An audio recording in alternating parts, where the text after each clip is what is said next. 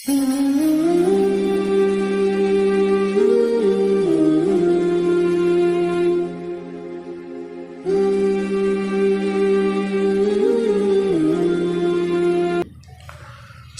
علیکم ورحمۃ اللہ وبرکاتہ۔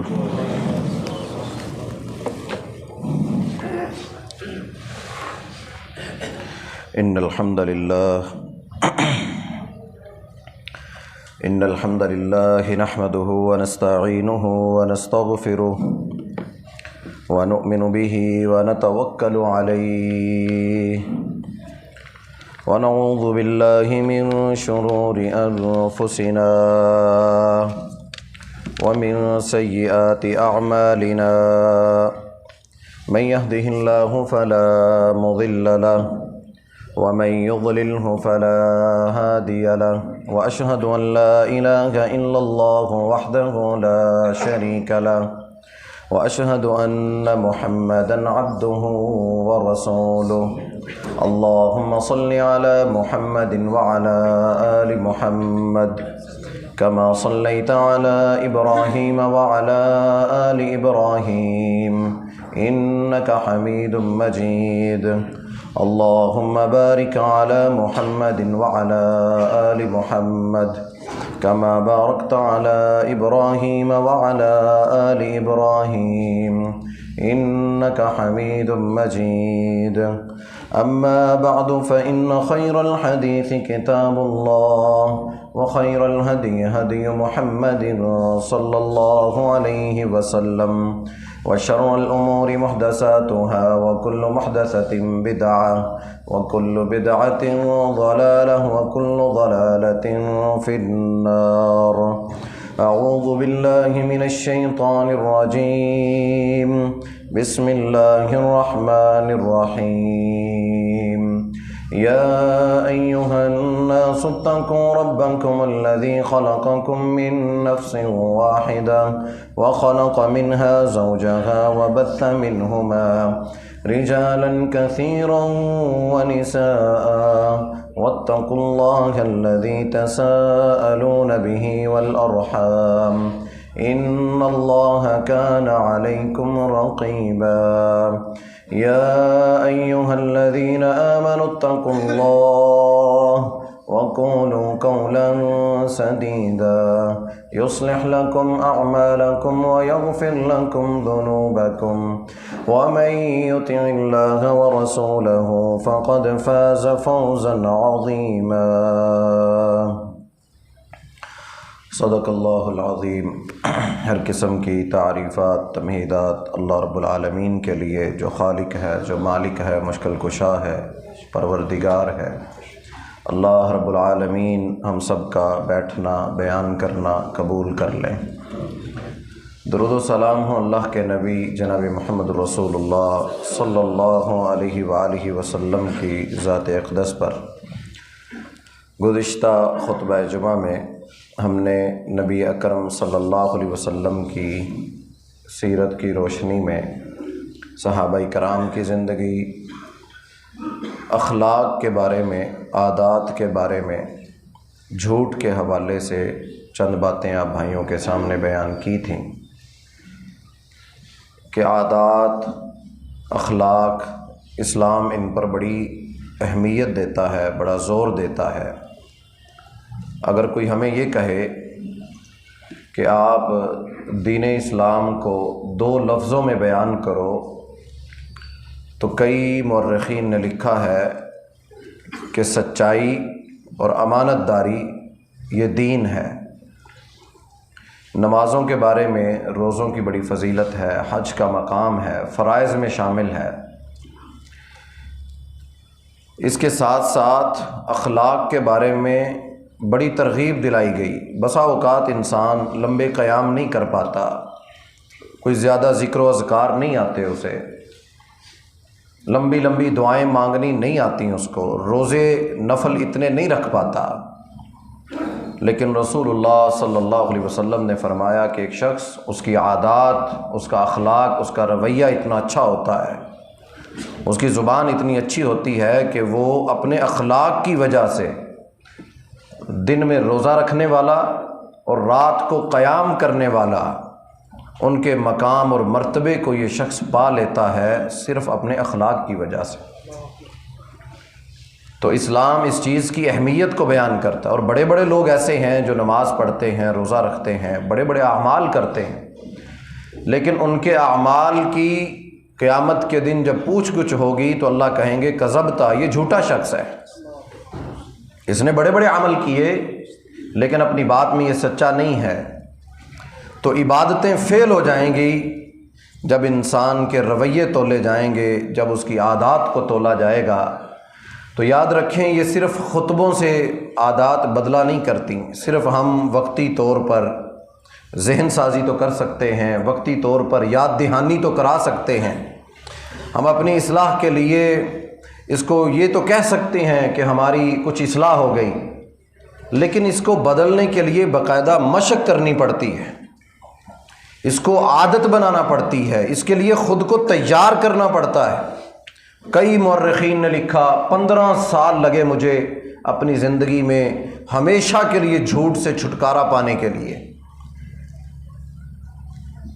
کہ عادات بن گئی ہوتی ہیں، ان عادات سے نکلنے کے لیے وقت چاہیے ہوتا ہے، اور وہ اسی طرح پاسیبل ہے، اسی طرح ممکن ہے جب انسان اپنے آپ کو اس طرف لگانا چاہے، اپنے مزاج کو تیار کرے، میں نے یہ کام نہیں کرنا، اور اپنے ارد گرد جو 2-4 دوست ایسے ہیں جن کے ساتھ اٹھتا بیٹھتا ہے ان کی مجلس میں یہ تذکرہ کرے، اگر مجھ میں یہ خامی دیکھو تو فوراً مجھے روکنا، اگر پھر بھی انسان کو لگے کہ نہیں ابھی بھی کنٹرول نہیں ہوا تو لکھنا شروع کر دے، اپنے ایک دن کو رات کو جا کے لکھے آج میں نے کس سے کیا بات کی، معمولی ہائی لائٹ کرے تو لکھنے سے بھی اس کو یاد آئے گا کہ یہ بات میں نے غلط کی تھی، یہ بات مجھے نہیں کرنی چاہیے تھی۔ تو یہ تربیت کا مرحلہ ہے۔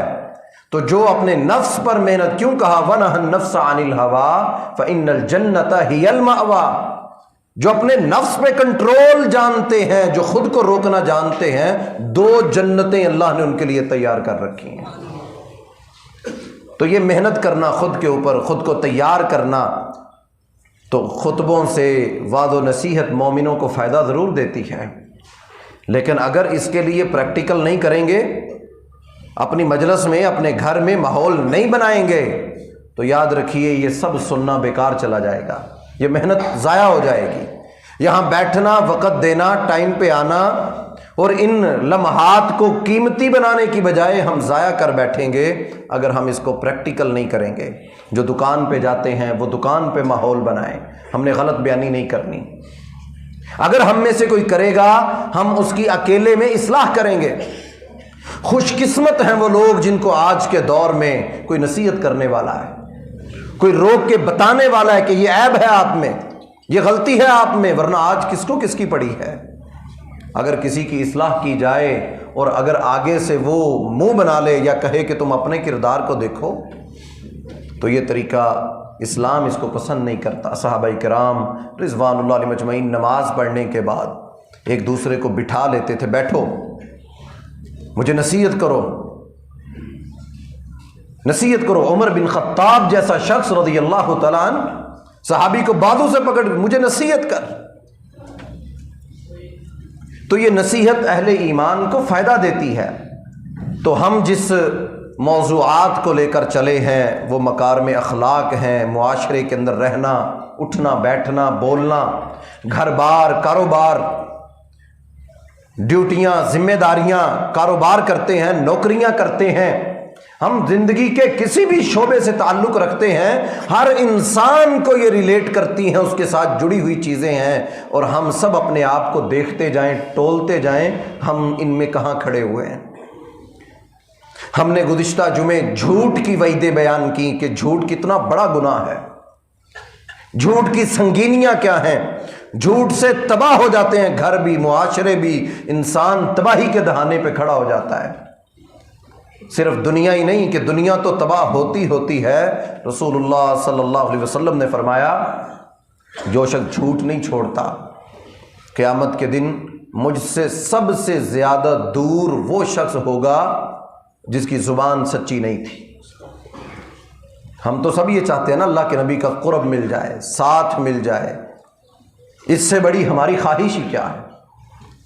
جنت میں اللہ کے نبی کے ساتھ ہوں، صحابہ کرام کے ساتھ ہوں، تو سچے لوگوں کے ساتھ کے لیے سچائی ضروری ہے۔ نبی علیہ السلام نے فرمایا قیامت کے دن تم میں سب سے زیادہ قریب میرے وہ ہوگا جس کی زبان اچھی ہوگی، جس کے اخلاق اچھے ہوں گے۔ قیامت کے دن سب سے قریب نشست پر وہ ہوگا،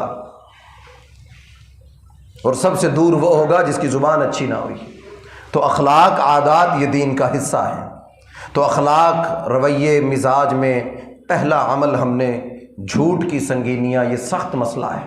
اکثر صحابہ کرام جہنم سے بچنے کی پناہ مانگا کرتے تھے، سوال کرتے تھے اللہ کے رسول اعمال برباد کیسے ہوں گے؟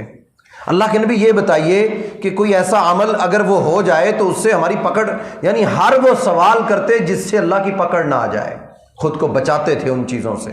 تو جن چیزوں سے ہماری پکڑ ہو ہمیں ان چیزوں سے بچانا چاہیے خود کو۔ تو آج کے خطبہ جمعہ میں ہم انشاءاللہ سچائی کے اوپر، کہ سچ بولنے والا، سچ کو تھامنے والا، اللہ کا حکم اس کے بارے میں کیا ہے۔ یا ایھا الذین آمنوا اتقوا اللہ، اے وہ لوگو جو ایمان لائے ہو، اللہ سے ڈر جاؤ، وکونوا مع الصادقین، اور سچوں میں سے ہو جاؤ۔ یہ اللہ کا حکم ہے تمہیں، جھوٹوں میں سے نہ ہونا۔ وَمَن يُطِعِ اللَّهَ وَالرَّسُولَ فَأُولَٰئِكَ مَعَ الَّذِينَ أَنْعَمَ اللَّهُ عَلَيْهِم مِّنَ النَّبِيِّينَ وَالصِّدِّيقِينَ۔ اللہ نے جن پر انعام کیا وہ اللہ کے انعام کردہ بندوں میں شامل ہوں گے۔ جو دوسرے نمبر پر سچ بولنے والے کو کہا جو نبیوں کے ساتھ اور صدیقین کے ساتھ ہوں گے۔ اور صدیق وہی ہوتا ہے جیسے ہم کہتے ہیں ابو بکر صدیق رضی اللہ تعالیٰ، جو شخص سچ بولتا ہے وہ صدیق ہے۔ اور صدیق کا لفظ اس پر بولا جاتا ہے جو بہت ہی زیادہ سچا ہو، جھوٹ کی اس سے توقع نہ کی جاتی ہو کہ یہ شخص نہ تو غلط مشورہ دے گا، نہ جھوٹ بولے گا، نہ یہ خیانت کرے گا، نہ یہ بددیانت انسان ہے، یہ سچا آدمی ہے۔ فرمایا اللہ نے جن لوگوں پر انعام کیا ہے یہ ان لوگوں میں شامل ہوگا۔ اور قرآن مجید میں اہل ایمان کی صفتیں اللہ نے بیان کی، ان المسلمین والمسلمات والمؤمنین والمؤمنات والقانتین والقانتات۔ مومنوں کو تم دیکھو گے کہ صرف وہ سجدے کرنے والے نہیں، نمازیں پڑھنے والے نہیں، زکاتیں ادا کرنے والے صرف نہیں، صرف مذہبی لباس اوڑے ہوئے نہیں ہوں گے، بلکہ اہل ایمان کی صفت یہ ہوگی کہ دیکھو گے مسلمانوں کو، مسلمان مردوں کو اور مسلمان عورتوں کو دیکھو گے، ان کی ایک صفت یہ ہوگی کہ ان کے مرد بھی سچ بولنے والے ہوں گے، ان کی عورتیں بھی سچ بولنے والی ہوں گی۔ یہ مومنوں کی صفت اللہ نے قرآن مجید میں بیان کی۔ تو یہ سچائی کو ہمیں تھامنا چاہیے۔ رسول اللہ صلی اللہ علیہ وسلم سچے نبی ہیں، یہ دین سچا دین ہے، اللہ سچ کو پسند کرتا ہے۔ تو جن کے ساتھ ہمیں جانا ہے وہ سچے لوگ ہیں۔ اور قیامت کے دن جب یہ اعلان ہوگا مجرم الگ ہو جائیں اور نیک لوگ الگ ہو جائیں، تو سوچیں کہ جھوٹ بولنے والے اس وقت کس کی صفوں میں کھڑے ہوں گے۔ اور نبیوں کے ساتھ قرآن کیا کہتا ہے کون ہوں گے؟ صدیق ہوں گے۔ نبیوں کی صفیں کہاں بنیں گی؟ صدیقین، شہداء والصالحین، جن پہ اللہ نے انعام کیے ہوں گے۔ اور جھوٹ، خیانت کرنے والے، ہم اگلے جمعوں میں انشاءاللہ اب یہ موضوعات چلے ہیں اخلاق، عادات پہ، تو ہم یہ معاشرے کے بگاڑ کے اوپر بات کریں گے۔ تو سچائی جو ہے یہ لازم ہے تاکہ ہم اپنی صفوں کا انتخاب کریں ہم کہاں کھڑے ہیں۔ لیکن اس کے لیے محنت ضروری ہے، کوشش ضروری ہے، بچوں کی عادات کو بدلنا ضروری ہے۔ کچھ چیزیں ایسی ہیں جن پہ سزا بھی دینی پڑے تو دی جا سکتی ہے، ان میں جھوٹ بھی شامل ہے، کہ جھوٹ کو روکنے کے لیے اگر ان کو روکنا پڑے، کوئی سزا مقرر کرنی پڑے کہ اگر جھوٹ بولو گے تو یہ سزا ہے، تاکہ ان کا یہ جھوٹ ختم ہو اور وہ سچائی کو لازم پکڑے۔ تو اللہ کے نبی صلی اللہ علیہ وسلم کی زندگی کی مثالیں دے کر گزشتہ جمعے ہم نے بہت سی مثالوں سے سمجھانے کی کوشش کی، لیکن آج ہم سچائی کی بات کریں گے۔ اللہ کے نبی صلی اللہ علیہ وسلم نبوت نہیں ملی، لیکن آپ کے بارے میں پورے عرب میں کیا مشہور تھا کہ آپ صادق ہیں اور امین ہیں۔ نبوت نہیں ملی، اسلام کا آغاز نہیں ہوا، 40 سال آپ نے گزارے، 35 سال عمر ہوئی تو بیت اللہ کو گرایا گیا، اس کی تعمیر دوبارہ کی گئی۔ اللہ کے نبی صلی اللہ علیہ وسلم کی عمر اس وقت 35 سال تھی، اس کی بنیادیں کمزور ہوئیں تو اہل مکہ نے مشورہ کیا بیت اللہ کو تعمیر کیا جائے۔ اب مختلف قبائل تھے، ہر کوئی چاہتا تھا کہ ہم بیت اللہ کو بنائیں۔ اتنا بڑا یہ اعزاز تھا اللہ کا گھر بنانا، ہر کسی کی کوشش تھی میری اینٹ لگ جائے، میرا ہاتھ لگ جائے، ہمارے پتھر لگ جائیں اور ہم یہ کام کر لیں تاکہ ہمارے لیے نجات کا ذریعہ بن جائے۔ تو اہل مکہ نے بیت اللہ کی تعمیر شروع کی تو طے ہوا کہ ہر قبیلہ پتھر لے کے آئے گا تو ہر ایک کو موقع ملے گا اس میں پتھر لگانے کا۔ جب اس کی بنیادیں کھڑی کی گئیں تو حجر اسود کے مقام پر پہنچ گئے۔ اب لڑائی کھڑی ہو گئی، ہر قبیلے کا سردار کہے حجر اسود میں نے لگانا ہے، اس پتھر کو ہم لگائیں گے۔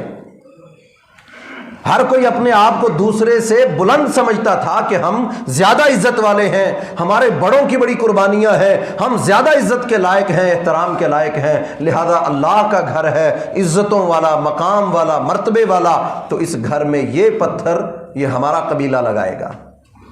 حتیٰ کہ ڈر لگا کہ تلواریں میانوں سے باہر آ جائیں گی، قتال شروع ہو جائے گا، لڑائی ہوگی تو فیصلہ ہوگا۔ تو ایک عقل مند شخص نے کہا کہ رک جاؤ، لڑائی نہ کرنا، ہم یہ کرتے ہیں جو کل بیت اللہ میں سب سے پہلے داخل ہوگا، جو بھی شخص داخل ہوگا ہم اس سے فیصلہ کروائیں گے، جس قبیلے کا نام وہ لے گا اسی قبیلے کے لوگ حجر اسود کو وہاں نصب کر دیں گے۔ سبحان اللہ، اللہ رب العالمین نے کیا کیا اپنے نبی کو اعزاز دینے تھے۔ صبح ہوئی تو لوگوں نے دیکھا جناب محمد رسول اللہ صلی اللہ علیہ وسلم بیت اللہ کے اندر داخل ہو رہے ہیں،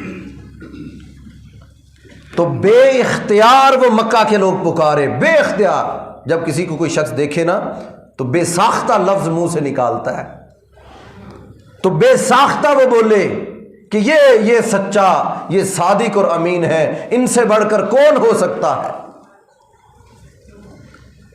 تو ان کا جو فیصلہ ہوگا وہ ہمارا فیصلہ ہوگا۔ تو اہل مکہ نے نبی اکرم صلی اللہ علیہ وسلم کی جو خوبی بیان کی، کہا یہ سچے نبی ہیں، یہ سچے ہیں، ان کے اندر یہ سچائی پائی جاتی ہے۔ آپ نے پتھر کو چادر کے اوپر رکھا، آپ نے فرمایا سارے قبیلوں کے لوگ آئیں اور مختلف کونوں سے پکڑ لیں تاکہ لڑائی ختم ہو، سب اٹھا کے اس کو رکھ دیں۔ بہترین فیصلہ کیا اللہ کے نبی صلی اللہ علیہ وسلم نے۔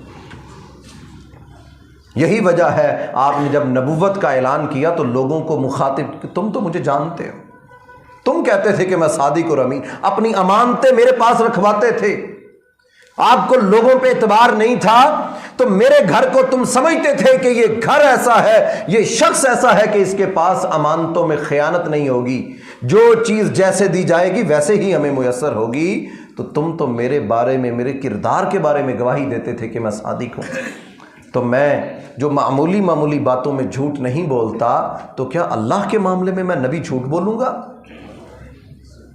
اتنی بڑی بات کہ 40 سال زندگی کے بڑا ایک حصہ عمر کا ہے انسان کی زندگی کا، لڑکپن ہے، جوانی ہے، کاروبار ہے، تعلقات ہیں، سب کچھ تم نے مجھے دیکھا، مجھے پرکھا، تم نے ہر طرح ٹٹولا، میں کاروبار بھی کرتا تھا، لین دین بھی کرتا تھا، سب کچھ تم نے مجھے دیکھا، تم میرے بارے میں گواہی دیتے رہے کہ تم سچے ہو اور امین ہو، آج جب میں نبوت کا اعلان کرتا ہوں تو میری بات کا کیوں انکار کرتے ہو؟ خدیجہ رضی اللہ تعالی عنہا کا جب مال لے کر اللہ کے نبی صلی اللہ علیہ وسلم تجارت کے لیے گئے تو واپس آئے تو وہ غلام سے پوچھا خدیجہ رضی اللہ تعالی عنہا نے کہ میرا مال تو بڑے لوگ لے کر جاتے تھے لیکن اتنا نفع کبھی نہیں ملا جتنا ان کے ہاتھوں ملا ہے، تو کیا خوبی، کیا وصف ہیں؟ تو وہ غلام کہنے لگا آپ کا مال انہوں نے بیچا، کیا کہا انہوں نے نفع زیادہ لیا؟ کہا نہیں، معمولی نفع لیا، معمولی نفع لیا، زیادہ ڈیمانڈ نہیں کی۔ تو کہا پھر کیسے اتنا نفع حاصل ہو گیا؟ کہا اللہ کے نبی صلی اللہ علیہ وسلم نے مال آپ کا جا کے بیچا، اس کی جو نفع ملا، جو پروفٹ آئی، جو اس کی آمدن ہوئی، اس سے پھر مال خریدا، پھر اس کو کم داموں میں معمولی نفع پہ بیچ دیا، پھر خریدا، پھر بیچ دیا، اللہ نے اس مال میں اتنی برکت ڈال دی کہ اس کا نفع آج آپ کے پاس ہے۔ کہا یہ مال بیچتے کیسے تھے؟ ہم کہتے ہیں نا اسلام ہماری رہنمائی کرتا ہے، مال بیچنا ہے تو کیسے بیچنا ہو۔ دیکھو اللہ کے نبی صلی اللہ علیہ وسلم کی خوبی کیا بیان کی اس غلام نے، کہا کسی کے ساتھ کوئی ایسی کلام نہیں کیا کہ غلط مال آپ صلی اللہ علیہ وسلم نے کسی کو دے دیا ہو کہ ہاں یہ لے جاؤ، میری تو گارنٹی بس یہاں تک ہے۔ کہا اس کا عیب پہلے بیان کرتے تھے کہ یہ چیز ایسے ہے۔ اسی لیے تو آپ بازار میں جب چکر لگا رہے تھے تو آپ نے ایک غلے کے اندر ہاتھ ڈبو کر باہر نکالا تو اس میں پانی تھا۔ آپ نے فرمایا میرے صحابہ یہ دھوکہ ہے کہ اوپر خشک مال لگا دیا جائے اور نیچے وہ کر دیا جائے۔ نفع جتنا چاہے انسان لے سکتا ہے، آپ مالک ہیں اس چیز کے، اسلام نے نفع سے نہیں روکا آپ کو۔ آپ نفع لیں، آپ کا مال ہے، ہاں زیادتی نہ ہو، ظلم نہ ہو کہ چیز وہ مارکیٹ میں مل نہیں رہی اور آپ کے پاس اس کا سٹاک پڑا ہوا ہے اور آپ اس کو روک کے بیٹھ جائیں۔ ظلم اسلام برداشت نہیں کرتا، اس کی حمایت نہیں کرتا، لیکن جو آپ کا نفع ہے، جو آپ کی محنت ہے، اس سے اس کی تائید کرتا ہے، اس میں برکت کی دعا دیتا ہے کہ اللہ تمہارے اس مال میں برکت عطا فرمائے۔ تو اسی لیے نبی علیہ السلام کی وہ خوبیاں کہ جو خدیجہ رضی اللہ تعالی عنہا کو بڑے بڑے سرداروں نے پیغام نکاح بھیجا، خدیجہ ہم سے نکاح کر لو، مال دولت فراوانی ہر چیز ہے، تم بھی مالدار ہو، سردار ہو۔ تو خدیجہ رضی اللہ تعالی عنہا نے کیا کہا؟ اپنے لیے پیغام نکاح کے لیے پسند کیا تو جناب محمد الرسول اللہ صلی اللہ علیہ وسلم کو کیا، اور آپ کی وہ خوبیاں ہی تھیں کہ سارا مال اسلام پہ نچھاور کر دیا کہ اللہ کے نبی یہ میرا مال موجود ہے، جہاں مسلمانوں کو اس کی ضرورت ہو وہاں استعمال کر دو۔ تو یہ خوبیاں اللہ کے نبی صلی اللہ علیہ وسلم میں تھی۔ آپ کوہ صفا پہ چڑھ گئے، پہاڑ ہے، آپ بیت اللہ کے اندر داخل ہوں، باب فہد سے دروازہ ہے، باب فہد سے آپ داخل ہوں تو باہر بلندی پر آپ چھت پہ چلے جائیں تو سامنے وہ پہاڑ نظر آتا ہے، کوہ صفا، جس پہاڑ پر اللہ کے نبی صلی اللہ علیہ وسلم نے کھڑے ہو کر کہا کہ مجھے بتاؤ اگر میں ابھی کہوں کہ ایک لشکر اس پہاڑ کے پیچھے کھڑا ہے تو اہل مکہ تم میرے بارے میں کیا گمان کرتے ہو؟ تو سب نے کہا، بڑے بڑے سردار جمع ہو گئے۔ جب کوئی پہاڑ پہ چڑھ کے لوگوں کو جمع کرتا تو وہاں میڈیا یہ تھا کہ سارے لوگ وہاں جمع ہو جاتے، اس کی بات کو سنتے تھے۔ جو خود نہ آ سکتا اپنے ملازم کو، اپنے غلام کو بھیجتا، جاؤ بات سن کے آؤ۔ سارے جمع ہو گئے کہ اب اللہ کے نبی صلی اللہ علیہ وسلم جناب محمد رسول اللہ صلی اللہ علیہ وسلم نے جمع کیا ہے، کوئی بڑی اہم بات ہوگی۔ تو آپ نے جمع کر کے فرمایا مجھے بتاؤ اگر میں کہوں اس پہاڑ کے پیچھے ایک لشکر ہے تو مانو گے اس بات کو؟ سب نے کہا ہم نے تو کبھی آپ کو جھوٹ بولتے ہوئے دیکھا ہی نہیں۔ کتنی بڑی یہ خوبی ہے کہ آپ کو کبھی جھوٹ بولتے ہوئے دیکھا ہی نہیں۔ تو یہ ایک جمعے سے، ایک درس سے یہ عادت نہیں بدلے گی، اس کے لیے خود کو تیار کرنا پڑے گا، اپنے اوپر محنت کرنی پڑے گی، اپنی معمولی باتوں میں غور کرنا پڑے گا میری زبان سے، کیونکہ بسا اوقات انسان کو پتہ ہی نہیں چلتا۔ ہم نے گزشتہ جمعے بھی بتایا تھا، نفس اتنا عادی ہو چکا ہوتا ہے جھوٹ کا کہ اس کو نہیں پتا ہوتا میں نے جھوٹ بولا ہے۔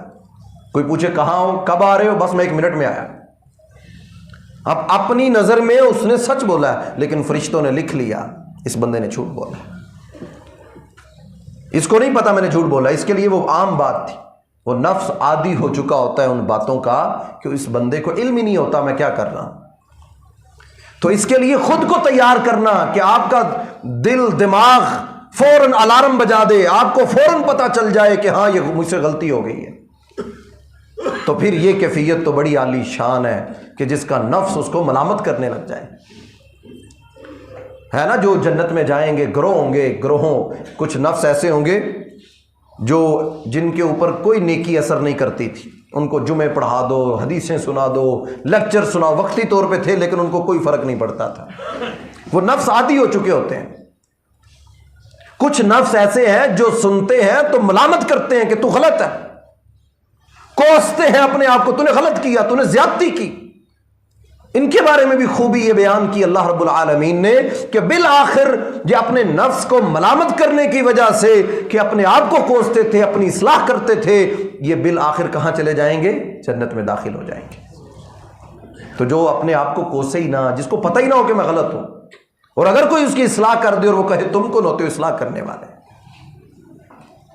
تو یاد رکھیں یہ بہت بڑا وبال بن جائے گا۔ نبی علیہ السلام نے کوہ صفا پر کہا میرے بارے میں کیا؟ انہوں نے کہا ہم نے جھوٹ بولتے ہوئے کبھی دیکھا ہی نہیں۔ تو آپ نے فرمایا پھر ایک کلمہ قولوا لا الہ الا اللہ، کلمہ پڑھ لو، میں تمہیں گارنٹی دیتا ہوں کہ اللہ رب العالمین تمہیں بخش دے گا۔ مانتے تھے، ان کا دل مانتا تھا کہ یہ سچے ہیں۔ تو یہ سچائی وصف تھا، خوبی تھی اسلام کی کہ نبی علیہ السلام کی خوبی بیان کی گئی۔ ابو بکر کو صدیق جو لقب ملا ہے وہ ایسے ہی نہیں ملا ہے، سچائی صداقت تھی، بات کرتے تھے تو سچ بولتے تھے، اور سچ صرف بولتے نہیں تھے، سچ کو تسلیم کرنا بھی اصل میں حق ہے کہ انسان حق اور باطل میں تمیز کرنا جان لے۔ ابو بکر صدیق رضی اللہ تعالیٰ عنہ حق کو قبول کرنے والے تھے، سچ کو قبول کرنے والے تھے، سچائی کو ماننے والے تھے۔ لوگ آئے تھے، بڑے بڑے اعتراضات کیے، تصورات میں انسان چلا جائے تو دنگ رہ جاتا ہے کہ کیسے کیسے اعتراض کیے گئے مسلمانوں پہ، کہ اگر تم کہتے ہو اللہ کی مدد تمہارے ساتھ ہے تو یہ غریب غربا تمہارے ارد گرد کیا کر رہے ہیں؟ کیوں مارے کھا رہے ہو؟ کیوں مکہ میں گھسیٹا جا رہا ہے؟ کیوں ظلم ہو رہے ہیں؟ اگر تم کہتے ہو کہ اللہ کے نبی سچے ہیں تو وہ خالد ایمان لے کے آتے، ابو سفیان ایمان لے کے آتا، عتبہ شیبہ لے کے آتے، ابو جہل اور ولید ایمان لے کے آتے، بڑے بڑے سردار ایمان لے کے آتے۔ یہ کمزور لوگ جو غلام ہیں، جو محنت مزدوریاں کرنے والے، جن کو کوئی مانتا نہیں ہے، ہمارے کمزور لوگ ایمان لے کر آئے، اگر سچے نبی ہیں تو ہم سب بھی ایمان لے کے آتے۔ وہ یہ اعتراض کرتے تھے، حق کو انہوں نے تسلیم نہ کیا، جانتے تھے کہ یہ سچائی ہے، یہ بات درست ہے، یہ جو کہہ رہے ہیں یہ صحیح ہے، لیکن ان کے نفس، اللہ کہتے ہیں اے نبی ان کو جتنا مرضی سمجھا لو ان کو فرق نہیں پڑے گا، جو مرضی ان کو کہتے رہو، یہ نفس عادی ہو چکے ہیں، اب حق ان پہ اثر نہیں کرے گا۔ اسی لیے نبی اکرم صلی اللہ علیہ وسلم نے مثال دے کر سمجھایا اچھے اور برے کی، فرمایا کہ کشتی والوں کی مثال کی طرح کی مثال ہے کہ کچھ لوگ سمندر میں سفر کر رہے ہیں، کچھ اوپر والے حصے میں ہیں، کچھ نیچے والے حصے میں ہیں، اس کی مثال دے کر سمجھایا۔ میرے صحابہ، اگر برائی کو روکا نہ جائے، اگر غلط کو غلط نہ کہا جائے، جو جہاں لگا ہے اس کو لگا رہنے دو، جو غلط کر رہا ہے اس کو کرنے دو، ہمارا اس سے کوئی، میں تو اپنے گھر میں اپنی چار دیواری میں سکون سے ہوں۔ فرمایا اس کا انجام کیا ہوگا؟ فرمایا میرے صحابہ اس کی مثال ایک کشتی کی مثال سے سمجھ لو کہ کچھ لوگ سمندر میں سفر کر رہے ہیں، کچھ اوپر والے حصے میں ہیں، کچھ نیچے والے حصے میں ہیں، جہاد ہے بہت بڑا۔ فرمایا کہ وہ نیچے والے بار بار اوپر جاتے ہیں، انہوں نے منع کر دیا اب اوپر نہ آنا، اپنی ضروریات جو بھی پوری کرنی ہے اب نیچے سے پوری کرو۔ تو نیچے والے سارے بیٹھ کر مشورہ کرتے ہیں کہ اب اوپر تو ہم جا نہیں سکتے، تو ان میں سے ایک کہتا ہے ایسا کرو تم کشتی کے اندر سوراخ کر دو۔ نبی اکرم صلی اللہ علیہ وسلم نے فرمایا کہ اگر اس سوراخ کرنے والے کو نہیں روکتے، نہ نیچے والے نہ اوپر والے، آپ نے یہ مثال معاشروں کی دی، سوسائٹی کی، بازاروں کی، مارکیٹوں کی، اچھے گھروں کی، برے گھروں کی، نبی اکرم صلی اللہ علیہ وسلم نے یہ مثال دے کر سمجھایا۔ میرے صحابہ اس کشتی کی مثال سے اپنی اصلاح کر لو کہ اوپر لوگ سمجھ رہے ہیں ہم بڑے امن میں ہیں، ہم بڑے جناب فٹ ہیں، ہم تو سکون میں ہیں، ہمیں تو کوئی ٹینشن نہیں ہے، اور نیچے والے وہ سمجھ رہے ہیں کہ ہمیں اوپر تو جانے کی ضرورت نہیں، ہم اپنا رستہ خود تلاش کرتے ہیں۔ وہ کشتی کے نیچے تہ کے اندر سوراخ کرتے ہیں، فرمایا اگر وہ سوراخ کر دیتے ہیں تو نیچے والے بھی ڈوب جائیں گے، اوپر والے بھی ڈوب جائیں گے، دونوں برباد ہو جائیں گے۔ اور اگر کوئی شخص یہ سمجھتا ہے یہ میری ذمہ داری نہیں ہے، میرا یہ کام نہیں ہے کسی کو غلط بات پہ روکنا ٹوکنا، ہاں اصلاح کے طریقے ضرور بتائے، اس کو کھجل نہ کرو، ذلیل نہ کرو، رسوا نہ کرو، اس کی عزت کو اچھالو نہ، لوگوں میں مجلسوں میں بیٹھ کے اس کے جناب کلابے نہ ملاؤ کہ یہ جھوٹا ہے یہ سچا ہے، نہ ایسا نہ، اسلام اس کو پسند نہیں کرتا۔ اس کے عیب بیان کرو، یہ اسلام کو برداشت نہیں ہے۔ فرمایا قیامت کے دن اس کے بھی عیب بیان کیے جائیں گے۔ اصلاح کرنی ہے اکیلے میں کرو، کوئی شخص غلطیوں سے پاک نہیں ہے، ہر شخص میں کوئی نہ کوئی عیب موجود ہے۔ ایک ہی ہستی تھی، وہ جناب محمد الرسول اللہ صلی اللہ علیہ وسلم۔ وہ پرفیکٹ تھے، ان میں کوئی کمی. باقی جتنے مرد اور عورت دنیا میں ہیں ہر ایک میں کمیاں کوتاہیاں ہیں، غلطیاں ہیں ہر ایک میں. کوئی یہ نہیں کر سکتا میں بڑا جناب پاک صاف. لیکن عقل مند کون ہے؟ فرمایا جو رجوع کرنے والا، جو لوٹ کر آنے والا، جو اپنی غلطی کو مان کر لوٹ آئے اللہ کی طرف، وہ عقل مند آدمی. تو ہمیں چاہیے ہم سچ کو تھامیں. اللہ کا وعدہ ہے قرآن میں کہ میں سچے بندوں کے ساتھ ہوں. بسا اوقات لگتا ہے کہ میں سچ بولوں گا پھنس جاؤں گا، سچ بولوں گا تو میرا نقصان زیادہ ہوگا، سچ بول دوں گا تو میری نوکری چلی جائے گی، سچ بول دوں گا تو یہ ہو جائے گا. انسان ہے نا، وہ شیطان کہتا اگر تو نے یہ کیا. اللہ کہتے کہ میں سچوں کے ساتھ ہوں. کعب رضی اللہ تعالیٰ عنہ غزوہ تبوک سے پیچھے رہ گئے. یہ مختصر واقعہ قرآن میں لمبا تفصیل سے واقعہ موجود ہے. مختصر بات سمجھانا، سچ اگرچہ لگتا ہے کہ بڑا کڑوا ہے، سچ بولوں گا نقصان ہوگا، لیکن اس کے فوائد بڑے ہیں. کعب رضی اللہ تعالیٰ عنہ تبوک سے پیچھے رہ گئے. 2 سواریاں تھی، سامان سب کچھ تھا، بس سستی ہو گئی، نہیں جا سکے. شام میں ہر روز سوچتے تھے اب جاؤں گا نہیں جاتا. بالآخر خبر ملی اللہ کے نبی صلی اللہ علیہ وسلم تبوک سے واپس آ رہے ہیں. تو ہر روز سوچتے آج میں یہ جھوٹ بولوں گا، یہ جھوٹ بولوں گا، یہ جھوٹ. ہر روز سوچتے کہ میں اب یہ بات کروں گا میں بچ جاؤں گا، میں یہ بات کروں گا بچ جاؤں گا. جیسے جیسے مسلمان قریب آتے گئے حتیٰ کہ اللہ کے نبی صلی اللہ علیہ وسلم مسجد میں آ گئے. آپ نے فرمایا کعب تم کیوں رہ گئے؟ کعب رضی اللہ تعالیٰ عنہ نے دیکھا منافق آ رہے ہیں، بہانے پیش کر رہے ہیں، میرا یہ عذر تھا. آپ نے فرمایا جاؤ اللہ ان کو معاف کر. آپ ان کے لیے دعا کریں اللہ ان کو معاف کرنا. منافق جو جہاد سے بھاگتے تھے، بہانے عذر تلاش کرتے تھے، اپنے دل کو تسلیاں دیتے تھے، وہ آئے اللہ کے نبی یہ عذر تھا میں نہیں شامل ہو سکا، یہ عذر تھا. کیونکہ آپ نے اعلانیہ سب نے جانا ہے. تبوک میں سب کو دعوت تھی، سب نے شامل ہونا ہے، کوئی پیچھے نہیں رہ سکتا. سب کو دعوت تھی کہ سب نے اس میدان میں شامل ہونا ہے. تو منافقین انہوں نے بہانے ڈھونڈے، تو اب وہ اپنے بہانے لے کر آ گئے مسجد میں. تو اللہ کے نبی صلی اللہ علیہ وسلم ان کے بہانے سن رہے ہیں. آپ ان کو کہہ رہے ہیں جاؤ اللہ تمہیں معاف کرے، اللہ معاف کرے، اللہ درگزر کرے، اللہ معاف کرے. اب کعب آئے، ہاں کعب تم کیوں رہ گئے؟ کہتے میں نے سوچا تھا میں فلاں جھوٹ بولوں گا بچ جاؤں گا. کہتے نہیں میرے دل میں آیا کعب جھوٹ نہیں بولنا، کعب جھوٹ نہیں بولنا، سچ بولنا ہے. کہتے میں نے سچ بولا. اللہ کے نبی کوئی عذر نہیں تھا، سواریاں بھی 2 تھیں، مال بھی تھا.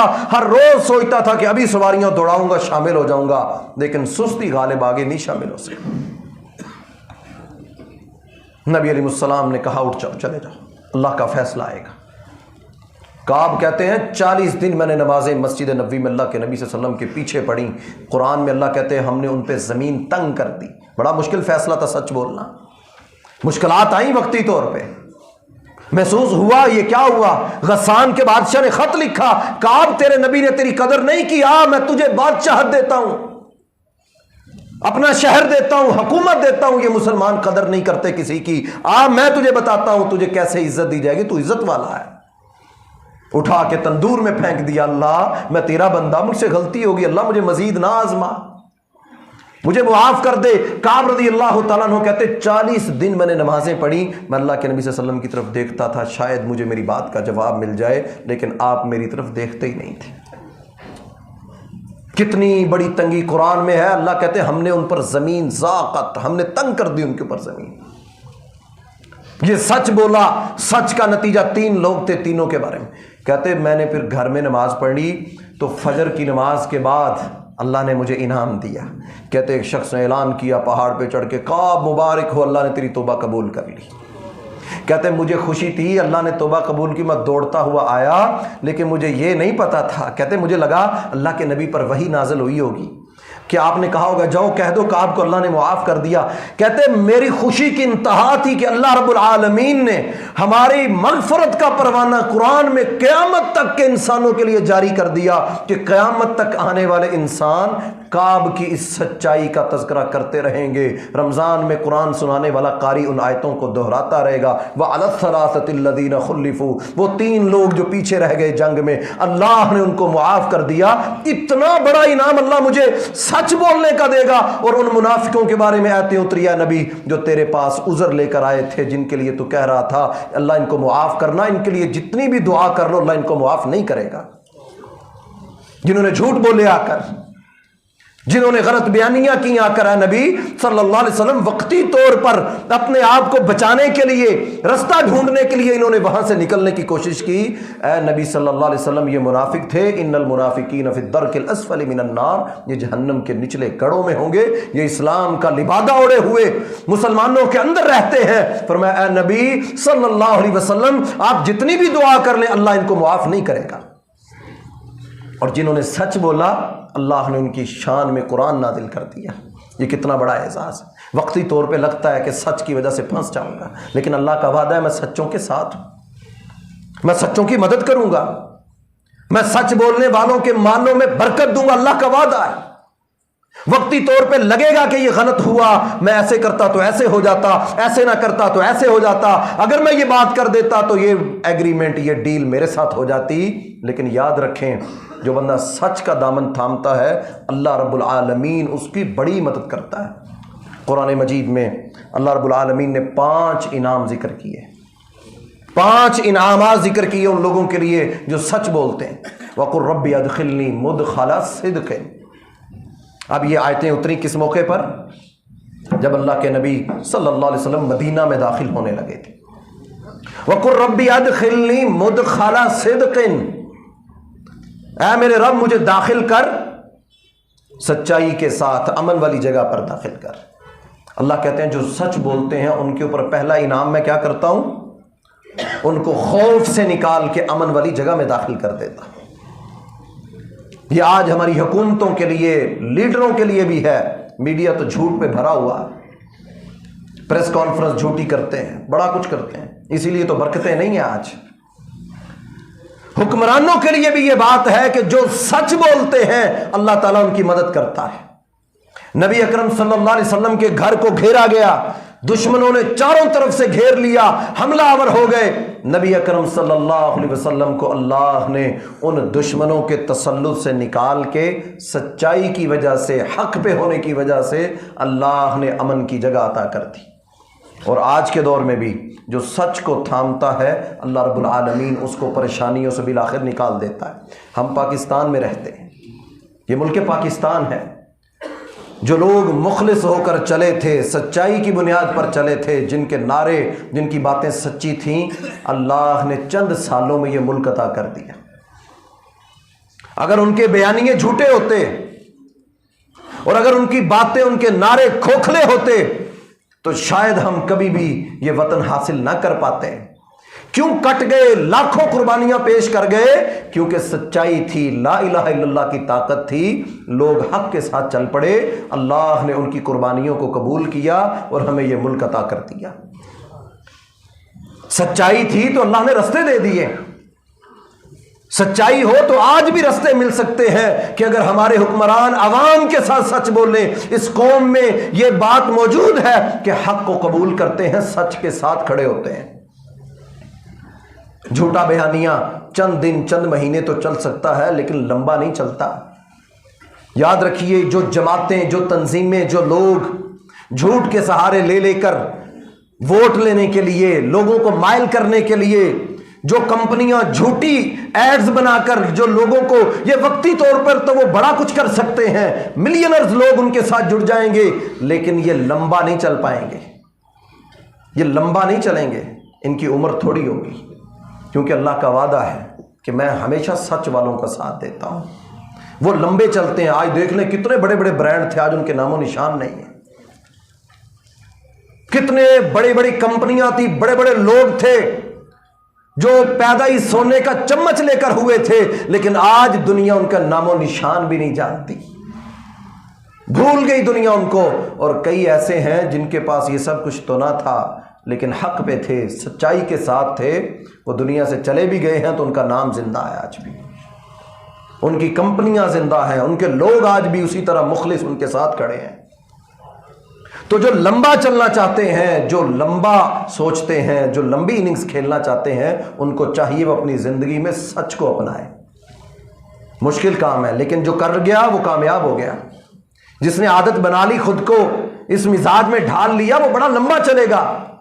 वो दुनिया के भंवर में, पाबंदियों में, मुश्किलात में, मार्केटों के ऊपर नीचे जाने से उनको फर्क नहीं पड़ता, کیونکہ وہ حق کے ساتھ کھڑے تھے، اور اللہ کا وعدہ ہے جو حق والا ہے، جو سچا ہے، اللہ رب العالمین اس کی اپنے غیب سے مدد کرتا ہے، اپنے فرشتوں کے ذریعے مدد کرتا ہے۔ وہم و گمان میں بھی نہیں ہوتا انسان کے اللہ تعالیٰ ایسی جگہ سے اس کی مدد کرتا ہے۔ یہ ہمارا ایمان اور عقیدہ ہے۔ تو پہلا انعام اللہ رب العالمین سچ بولنے والوں کو مدخل صدق، امن والی جگہ میں داخل کر دیتا ہے۔ دوسرا انعام ان لوگوں کے لیے وَأَخْرِجْنِي مُخْرَجَ صِدْقٍ، اللہ رب العالمین ان کو عاجز ہونے کے باوجود کہ ایک شخص عاجز ہے، جیسے بے بس ہے، لاچار ہے، اس کو کچھ سمجھ نہیں آ رہی، اللہ رب العالمین سچ کی برکت سے اس کو اس عاجزی سے کہ وہ بے بس تھا، لاچار تھا، وہ سچائی کو تھامے رہا، سچائی پر قائم رہا۔ وقت آئے گا کہ اللہ رب العالمین اس بندے کو اس عاجزی سے نکال کر آسانیوں کی طرف لے جائے گا۔ وَأَخْرِجْنِي مُخْرَجَ صِدْقٍ، اللہ کا وعدہ ہے کہ ہم اس کو نکالیں گے، ہم اس کو مخرج عطا کریں گے، نکلنے کی جگہ ضرور دیں گے۔ وہ سمجھتا ہے کہ اگر میں نے سچ بولا تو یہ کمپنی چھوٹ جائے گی، یہ لوگ چھوٹ جائیں گے، یہ بڑا کچھ سوچتا ہے انسان، لیکن جو سچا ہے، سچ کا ساتھ دیتا ہے، ایک وقت آتا ہے کہ اللہ رب العالمین اس کو ان تنگیوں سے نکال کر وہ پھر سوچتا ہے کہ میرا فیصلہ وہ درست تھا، میں نے سچائی کو اپنے سینے سے لگایا تھا۔ تیسرا انعام جو قرآن مجید میں ہے، جس کی بات ہم نے ابھی کی، وَجْعَلْ لِي لِسَانَ صِدْقٍ نَبِيًّا، کہ ہر شخص یہ چاہتا ہے کہ میرا تذکرہ خیر رہے۔ نبی اکرم صلی اللہ علیہ وسلم پر قرآن کی آیتیں اتریں کہ ابراہیم علیہ السلام کے بارے میں، کہ ابراہیم نے دعا کی، یا اللہ وَجْعَلْ لِي لِسَانَ صِدْقٍ، اللہ میری جو زبان ہے، میرا جو تذکرہ ہے، وہ لوگوں کے بعد میرے بعد میں سچا تذکرہ جاری رہے۔ جو سچ بولتے ہیں ان کے بارے میں کہ یہ بھی بشارت ہے کہ وہ دنیا سے چلے بھی جائیں تو ان کا تذکرہ خیر باقی رہتا ہے، لوگ ان کو یاد کرتے ہیں، لوگ ان کی باتیں کرتے ہیں، لوگ ان کی زندگی کو آئیڈیل سمجھتے ہیں، ان کی مثالیں دیتے ہیں، اور جھوٹے شخص کو دنیا بھول جاتی ہے، گھر والے بھول جاتے ہیں، بچے بھول جاتے ہیں، اور جو سچا ہو قدم قدم پر وہ یاد آتا ہے، میرا والد ایسے کہتا تھا، میرا بھائی ایسے کہتا تھا، میرے بڑے ایسے تھے، ہمارا خاندان ایسا تھا، ہمارے بڑوں کی یہ قربانیاں تھیں، ہم یہ لوگ تھے، ہم یہ، تو وہ لوگ بھی بڑوں کا کہہ کہہ کر ان کی اصلاح کرتے رہتے ہیں۔ تو قرآن میں ہے کہ جو سچ بولنے والے ہیں ان کے لیے 5 انعامات، ان میں سے تیسرا یہ ہے کہ ان کا تذکرہ خیر باقی رہتا ہے۔ یہ تو دنیا کے معاملات ہیں، آخرت کے اندر بھی اللہ رب العالمین بہت بڑا مقام دے گا۔ قرآن مجید میں ہے بشر الذین آمنوا ان لہم قدم صدق، جنہوں نے سچ کو تھاما، سچ بولتے رہے، سچائی کا ساتھ دیا، سچے لوگوں کے ساتھ رہے، کیونکہ اللہ کے نبی سچے تھے، قرآن سچا ہے، دین سچا ہے۔ جو سچے لوگوں کے ساتھ رہے، سچ کو پسند کرتے تھے، سچوں کے ساتھ تھے، ان کو چوتھا یہ انعام ملے گا کہ فرمایا قیامت کے دن اللہ رب العالمین قدم صدق، ان کے مقام اور مرتبے کو بلند کر دے گا۔ رفعتیں اور بلندیاں اللہ دنیا میں 3 خوشخبریاں، دشمنوں اور خوف سے اللہ نکال کے امن دے دے گا سچ بولنے والے کو۔ دوسرا کہا کہ اس شخص کو عاجز آ گیا، بے بس ہو گیا، اللہ اس سے نکال دے گا اس کو۔ تیسرا کہا اس شخص کا تذکرہ خیر رہے گا لوگوں میں جو سچائی کو تھامتا ہے۔ یہ تو دنیا کے معاملات ہیں، آخرت میں اللہ تعالیٰ کیا دے گا؟ فرمایا سچ بولنے والا ہم اس بندے کے مقام اور مرتبوں کو بلند کر دیں گے، بلند کر دیں گے۔ 5ویں خوشخبری دی کہ جو شخص سچ بولتا ہے فی مقعد صدق عند ملیک مقتدر، سورہ قمر ہے۔ سچ بولنے والا قیامت کا دن ہوگا، اللہ رب العالمین اس کو اپنا دیدار عطا فرمائے گا۔ اس سے بڑی کوئی نعمت ہو سکتی ہے کہ سچائی کو تھامنے والا، اور اس کے مقابل ذرا سوچیں جھوٹ بولنے والا، کیا دیدار ملے گا اس کو؟ خوبیاں سچے لوگوں کی بیان ہو رہی ہیں کہ سچ بولنے والا، جھوٹ جتنا بھی تیز ہو جائے، جتنا بھی تیز ہو جائے، سچ بالآخر اس کو پکڑ ہی لیتا ہے، سچائی پہنچ ہی جاتی ہے نتیجے پہ۔ تو اس لیے قرآن مجید میں بھی یہ 5 خوشخبریاں ان لوگوں کے لیے۔ آپ دیکھ لیجئے، بڑی مثالیں ہیں، عبد القادر جیلانی رحمہ اللہ کی مثال، جب مکہ سے ان کی ماں نے ان کو روانہ کیا بغداد پڑھنے کے لیے، بغداد مسلمانوں کا علم کا شہر، مدرسوں کا شہر، یونیورسٹیوں کا شہر، عراق کا یہ شہر، تو ماں نے روانہ کرتے ہوئے اپنے بیٹے کو کیا نصیحت کی تھی؟ بیٹا جھوٹ نہ بولنا۔ سونے کے 40 سکے اس کو دیے، 40 دینار اس کو دیے، کہا علم حاصل کرنے جا رہے ہو تو میرے بیٹے یاد رکھنا جھوٹ کبھی نہ بولنا۔ قافلے کو ڈاکوؤں نے گھیر لیا، لوٹنا شروع کر دیا، مال لوٹ رہے۔ بچے کے پاس آئے تو پوچھنے لگے کیا ہے تمہارے پاس؟ وہ کہنے لگا 40 دینار ہے میرے پاس۔ اس نے مذاق میں لیا، وہ چلا گیا۔ ایک اور ڈاکو آیا، اس نے پوچھا کیا ہے تمہارے پاس؟ سامان کہاں ہے؟ وہ کہنے لگا 40 دینار ہے میرے پاس، مال ہے میرے پاس۔ وہ پکڑ کے دوسرا ڈاکو اس کو اپنے سردار کے پاس لے، یہ بچہ کہتا ہے 40 سونے کے سکے ہیں میرے پاس، خود بتا رہا ہے 40 سونے کے سکے ہیں۔ سردار نے پوچھا کیا ہے تمہارے پاس؟ وہ کہنے لگا 40 سونے کے سکے ہیں میرے پاس۔ بڑا تعجب کیا کہ ہم تو چھین رہے ہیں، لوگ چھپا رہے ہیں اور یہ بتا رہا ہے۔ وجہ پوچھی کیوں بتا رہے ہو؟ کہا میں علم حاصل کرنے جا رہا ہوں، اور علم کے راستے میں میری ماں نے مجھے نصیحت کی تھی بیٹا کچھ بھی ہو جائے جھوٹ نہ بولنا۔ تو آپ کے ایک بندے نے مجھ سے پوچھا کیا ہے تمہارے پاس؟ تو میں نے کہا 40 دینار ہے میرے پاس۔ یہ سچ بولنا، اب بندہ کہے میں تو مہنگا پڑ گیا یار، پیسے چلے جائیں گے، چھن جائیں گے، لیکن اللہ کا ایک اصول ہے، اللہ کا قانون ہے، سارے چور ایک دوسرے کو دیکھیں کہ یہ بچہ ہو کے اپنی ماں کی بات کو تھامے ہوئے کہ میری والدہ دیکھ نہیں رہی، اس کو پتہ بھی نہیں میں جھوٹ بھی بول دوں مال بچ جائے گا، لیکن اپنے ضمیر کو جگایا ہوا تھا۔ ان ڈاکوؤں کا ضمیر جاگا کہ یہ بچہ ہو کے سچ کو تھامے ہوئے، اور ہم کتنے بڑے اللہ کے نافرمان، لوگوں کو نقصان پہنچانے والے، چوریاں کرنے والے، لوگوں کو لوٹنے والے۔ سردار نے سارے ڈاکوؤں کو جمع کیا اور کہنے لگا میں اس بچے کی اس بات سے متاثر ہوا ہوں، اور میں آج سے اعلان کرتا ہوں کہ میں توبہ کرتا ہوں اور کبھی دوبارہ چوری نہیں کروں گا۔ کیا تم میرے ساتھ ہو اس کام میں؟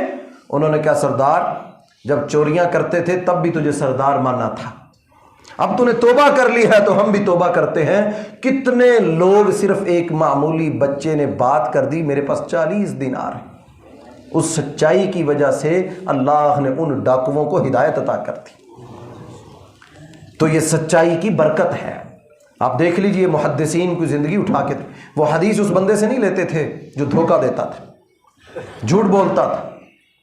ایک محدث نے سفر کیا، پتہ چلا فلاں شخص کے پاس ایک حدیث ہے جو میرے اس علاقے میں کسی کو نہیں آتی۔ پتہ چل گیا، فوراً سفر شروع کیا، اس علاقے میں چلے گئے، جا کر اس شخص کو تلاش کیا تو بتایا کہ یہ سامنا گھر اس شخص کا ہے۔ اب جب اس کے گھر جانے لگے تو کیا دیکھا کہ اس نے اپنی جھولی کے اندر اوپر اٹھائی ہوئی تو اپنے گدھے کو یا گھوڑے کو بلا رہا ہے کہ ادھر آؤ، پکڑنا چاہتا تھا اس کو۔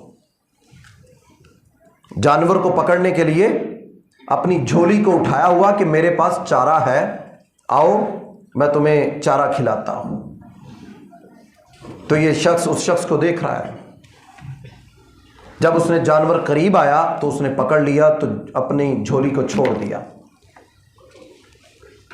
تو لکھا اپنی کتاب میں کہ میں نے اس شخص سے حدیث کو نہیں لیا، کہ اس شخص سے حدیث کو ہی نہیں سنا میں نے، کہ جو جانور کو دھوکہ دے سکتا ہے وہ حدیث کے معاملے میں بھی گڑبڑ کر سکتا ہے، جھوٹ بول سکتا ہے۔ لہذا مہینوں کا سفر طے کر کے گئے تھے، یہ بھی خیال نہیں کیا اس بندے سے حدیث بھی نہیں سننی۔ یہ معیار تھا محدثین کے ہاں، وہ جھوٹے بندے سے حدیث بھی نہیں سنتے تھے۔ تو آئیں ہم بھی اپنی زندگی میں یہ عزم کریں کہ ہم انشاءاللہ اپنے آپ کو، اپنے نفس کو تیار کریں، عادت ڈالیں، اپنے دوستوں کو کہیں، ریمائنڈر لگائیں کہ اپنے دن کو یاد رکھیں آج میں نے کس سے کیا بات کی اور کہاں مجھ سے غلط بیانی ہو گئی۔ جب آپ تھوڑا سا غور کریں گے، یقین جانیے آپ کو سچائی مل جائے گی، سچے لوگوں میں سے ہو جائیں گے۔ اللہ رب العالمین ہم سب کی اصلاح فرمائے، اللہ ہماری عادات، ہمارے رویے، ہمارے اخلاق کو بہتر فرمائے۔ اقول قولی ھذا استغفر اللہ لی ولکم ولسائر ان الحمد للہ نحمدہ ونستعینہ ونستغفرہ ونؤمن به ونتوكل عليه ونعوذ بالله من شرور أنفسنا ومن سيئات أعمالنا من يهده الله فلا مضل له ومن يضلل فلا هادي له وأشهد أن لا إله إلا الله وحده لا شريك له وأشهد أن محمدا عبده ورسوله۔ دعاؤں کے لیے بھائیوں نے کہا جو بیمار ہیں اللہ تعالیٰ ان کو شفاء کاملہ عاجلہ نصیب فرمائے، اور جو دنیا سے چلے گئے اللہ رب العالمین ان کی مغفرت فرمائے۔ اور اسی طرح جو بھائی لیٹ آئے ان کے حوالے سے بھی کہ ہمارا جمعے کا جو موضوع ہمارا دوسرا جمعہ ہے وہ اخلاق اور عادات کے حوالے سے ہماری زندگی کا ایک بڑا حصہ اس سے جڑا ہے۔ نمازیں ہم پڑھتے ہیں، روزے ہم رکھتے ہیں، زکوٰۃ ادا کرتے ہیں، یہ ہمارے انفرادی مسئلے ہیں، لیکن یہ جو موضوعات ہیں یہ اجتماعی مسئلے ہیں، لوگوں کے ساتھ بات چیت ہے، اٹھنا بیٹھنا ہے۔ تو ہمیں چاہیے کہ ہم ان خطبوں کو، کیونکہ آگے اب انشاءاللہ جتنے بھی خطبات جمعہ ہیں کوشش کریں گے اخلاق کے اوپر، عادات کے اوپر، رویوں کے اوپر جو ہمارے معاشروں میں ہے، اسلام ہماری کہاں کہاں رہنمائی کرتا ہے، تاکہ ہم اپنے بچوں میں، اسکولوں میں، کالجوں میں، اپنے اداروں میں ہم ان چیزوں کو پریکٹس کروائیں، تاکہ ہم ایک اچھی قوم بن سکیں، اچھا معاشرہ آنے والی نسلوں کو دے سکیں، تاکہ یہ ملک جہاں اسلام کا قلعہ ہے وہاں یہ صادقوں کا، سچے لوگوں کا ملک ہو جائے۔ تو اللہ رب العالمین ہمیں عمل کی توفیق عطا فرمائے۔ اسی طرح جو ایک اعلان کہا گیا کرنے کے لیے، سردی کا موسم ہے، یقیناً آپ بھائی جانتے ہیں کہ ہم گزشتہ 4 ماہ سے سیلاب کے علاقے میں کام کرنے کا اللہ نے موقع دیا، عمرے پہ چلے گئے، واپس آ کر بھی میں 2 دفعہ وہاں گیا، تو الحمدللہ بہت سے لوگ تعاون کر بھی رہے ہیں، بستر بھیج رہے ہیں، تو وہاں ضرورت ہے خیمے، آدھی سے زیادہ، آدھے لوگوں تک تو امداد گورنمنٹ کی بھی اب پتہ چلا جا رہی ہے، آدھے سے زیادہ لوگ ایسے ابھی بھی ہیں جو خیموں میں ہیں، اور سردی بہت زیادہ ہے، بچے ہیں تو گرم بستر ان تک پہنچائیں، جو لوگ لے کر جا رہے ہیں، عمر بھائی ہیں، خرم بھائی یہاں پر آپ کے موجود ہیں، ان سے رابطہ کریں، بستر ان کو لے کر دیں، کمبل لے کر دیں، گرم کپڑے آپ کے جو ایکسٹرا ہیں، جو استعمال آپ نہیں کرتے یا کوئی نئے لے کر دینا چاہے تو آپ اپنے اس سامان کو دیکھیں اور ان لوگوں تک یہ سامان پہنچائیں، یہ ہماری ذمہ داری ہے، یہ بھی اخلاق میں شامل ہے کہ جو ہو وہ دوسروں تک بھی پہنچائیں۔ اللہ تعالیٰ عمل کی توفیق عطا۔ 4000 روپے کا ایک بستر ہے، اگر کوئی دینا چاہے تو وہ عمر بھائی کو اور خرم بھائی سے رابطہ کر سکتا ہے۔ اما بعد فإن خیر الحدیث کتاب اللہ وخیر الہدی ہدی محمد صلی اللہ علیہ وسلم وشر الامور محدثاتها وكل محدثة بدعة وكل بدعة ضلالة وكل ضلالة في النار۔ اعوذ باللہ من الشیطان الرجیم، بسم اللہ الرحمن الرحیم۔ والعصر ان الانسان لفی خسر الا الذین آمنوا وعملوا الصالحات وتواصوا بالحق وتواصوا بالصبر۔ سبحان ربک رب العزة عما یصفون۔